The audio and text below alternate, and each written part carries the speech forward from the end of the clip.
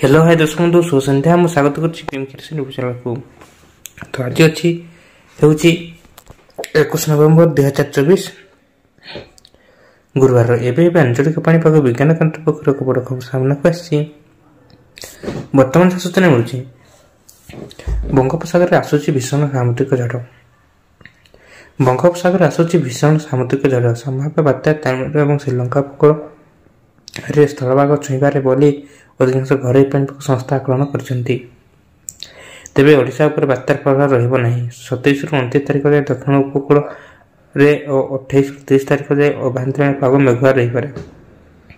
କୁହୁଡ଼ି ବି ଦୃଶ୍ୟମାନ ହେବ। ଉପକୂଳ ଓଡ଼ିଶାରେ 22ରୁ 24 ତାରିଖ ଯାଏଁ ସାମାନ୍ୟ କୁହୁଡ଼ି ଏବଂ 27ରୁ 29 ତାରିଖ ଯାଏଁ ହାଲକା ବର୍ଷା ସମ୍ଭାବନା ରହିଛି। ଅନ୍ୟ ମଡେଲ ଅନୁସାରେ ବି ଓଡ଼ିଶା ଉପରେ ବାତ୍ୟାର କୌଣସି ପ୍ରଭାବ ପଡ଼ିବନି।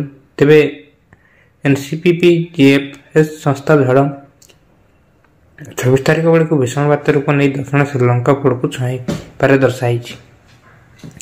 ପରବର୍ତ୍ତୀ ସମୟରେ ଉତ୍ତର ପଶ୍ଚିମ ଦିଗରେ ଗତି କରି ଦୁର୍ବଳ ହୋଇ 29 ତାରିଖ ବେଳକୁ ଆନ୍ଧ୍ରପ୍ରଦେଶ ଏବଂ ତାମିଲନାଡୁ ଉପକୂଳ ଆଡ଼କୁ ମୁହାଁଇବ। NCUMR ସଂସ୍ଥା 26ରୁ 27 ତାରିଖ ମଧ୍ୟରେ ସମ୍ଭାବ୍ୟ ସାମୁଦ୍ରିକ ଝଡ଼ ଶ୍ରୀଲଙ୍କା ଏବଂ ଦକ୍ଷିଣ ତାମିଲନାଡୁ ମଧ୍ୟରେ ସ୍ଥଳଭାଗ ଅତିକ୍ରମ